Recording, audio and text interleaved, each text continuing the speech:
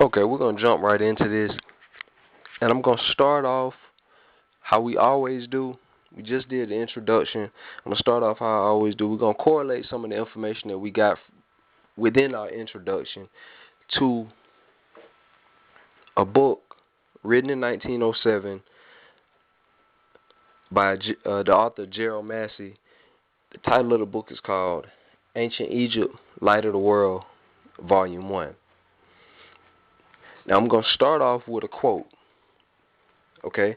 The term bastard describes a child whose birth was matriarchal when the father was unknown. Okay? That's a quote from this book.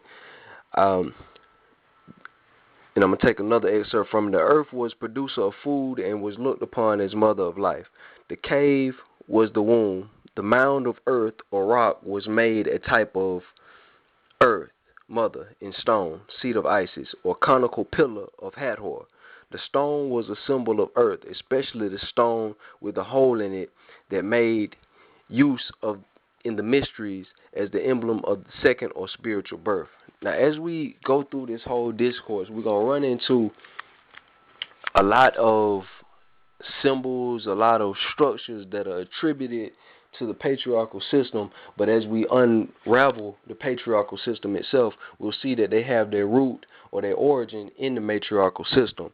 Case in point, the conical pillar. You know, that's in the latter day that becomes a phallic symbol in the form of, you know, it's viewed as in the shape of a penis, but at the same time, in the matriarchal system, it was viewed as the pillar of Hathor. So, I mean, we'll run into constant examples of that, but moving right along, okay?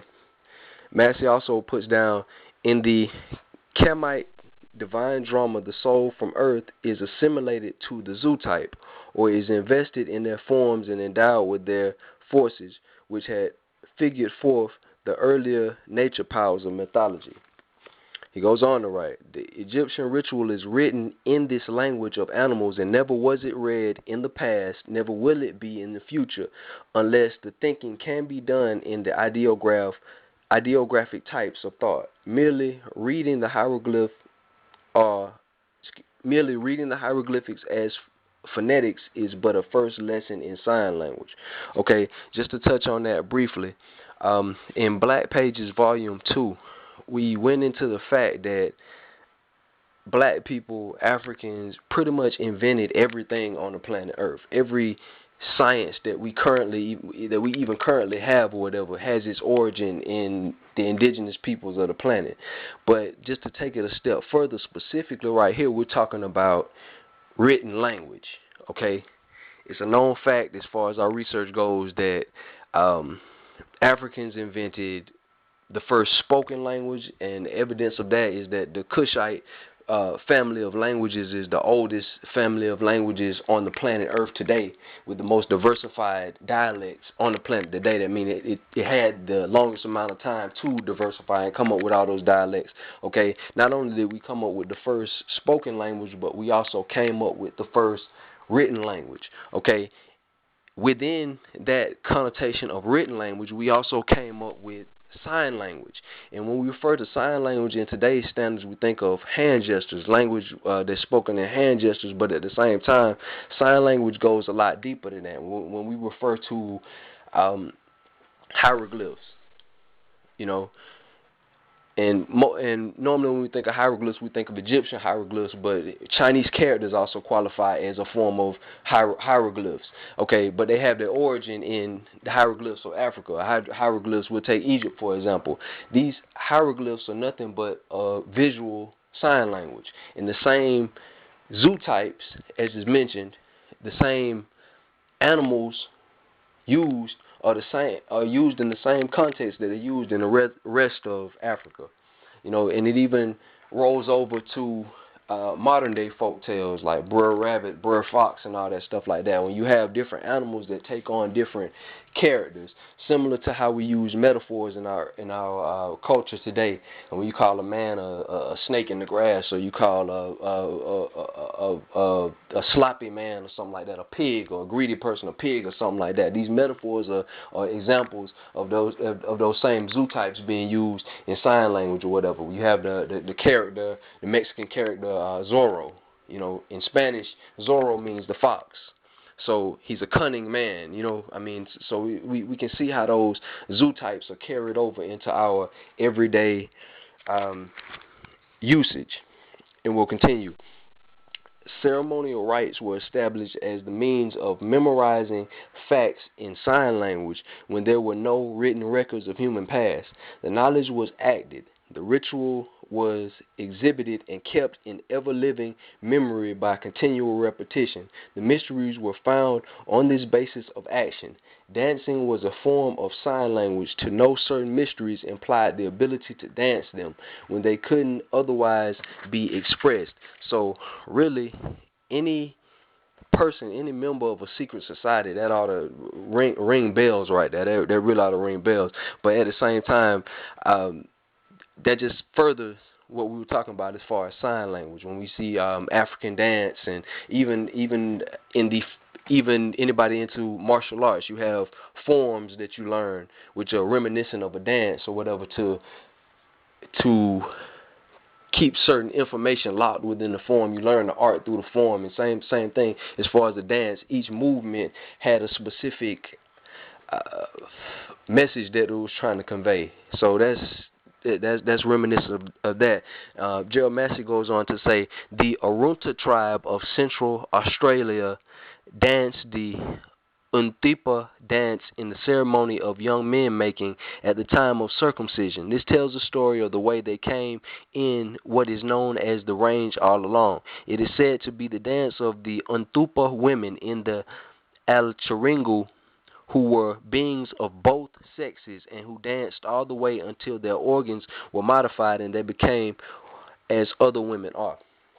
So once again, we're going into the whole concept of a dance that preserves the records of what happened. Not only that, this correlates with the exact same thing that we were talking about in the introduction to this volume 5 of the Black Pages. We were just talking in the intro. We were talking more so about Sumerian so-called mythology, but right now we're talking about the tribal customs of the Arunta tribe in Central Australia. And as we get into this, we'll find that a lot of the customs of the Australians, they mirror the custom of the African. But at the same time, you see how they're talking about a period of time on the planet where the beings on the planet were not divided as far as sex. They were asexual, and then something happened, and then their sexes got divided into men and women proper. Okay, let's move on. Let's continue. Much is told us by tradition if we can but interpret truly. It says the race of beings was not then divided and had but one leg to stand on, meaning being of one blood and of one language. The sexes were not yet divided by the lizard, as female pubescence was quaintly figured. There was no cutting of male or opening of the female with the fire stick or the stone knife by which the sexes were divided or made, or in the latter phase created into men and women. These were the Inapertua beings in the Alcharingo and preceded women and men and were pre-totemic. Okay, again, we get these same references from a period of time where there was no men and women like that. There was, even in Australian so-called mythology, or the indigenous people of Australia, their tribal traditions speak of a period of time where there were some beings that preceded the masculine and the feminine proper as we know them. Okay, and in this, all throughout this book, Gerald Massey speaks of pre-totemic times and totemic times. So just to define, and I'm not preaching ancient Egypt, light of the world as the gospel, but I'm just correlating this to information we already have laid down in our introduction, in keeping with the frame of this whole thing. So we're going to define these terms as it's laid out in this book by Gerald Massey, right? Okay, pre-totemic. Okay, as defined in this book, naturally a state of promiscuity more or less like that of the animals, when there were neither totems, nor laws of taboo, nor covenant of blood, nor verbal means of distinguishing one person from another. Okay, as in pre-totemic. When we speak about this pre-totemic time as laid down in this book, it's talking about a period of time when, like as we said before, there were one set of beings on the planet that reproduce asexually. Then something happened to divide the sexes. All right. At the point in time where the sexes got divided, the whole concept of a male and a female was something new. So there were no laws at that period of time governing that. And it in okay, even in Sumerian mythology, as we talk about pre-totemic times, it talks about how the deities that actually created these new beings actually indulge in this promiscuity. And an example of that would be, it's told in the tablet called the Atrahasis, but it's also spoken of when you have people like Gilgamesh being born, and Gilgamesh, the king of Uruk, he's two-thirds deity. His mother was a deity, and you have these in the Sumerian story, you have human individuals with partially divine blood and everything like that, and they're talking about who they're related to, what deity they're related to, and everything like that. And it culminated in the whole scenario, biblically spoken of, as the flood of Noah, when they got tired of all these beings multiplying all over the planet and everything, and they just decided to destroy them all. And it culminates in the flood and what have you.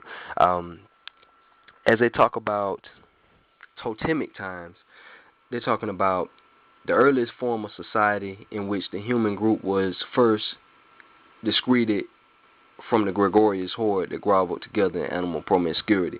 At this time, when they have totemic, at totemic time, it's a little bit more structured, so to speak. You have various clans. It's not, it's still up under the matriarchy at first, but at the same time, it's various different clans. And when they say totemic, they're talking about totems as in animals being representative or indicative of the different clans. But all of your animal totems, they start off with one maternal ancestor being the head of the clan.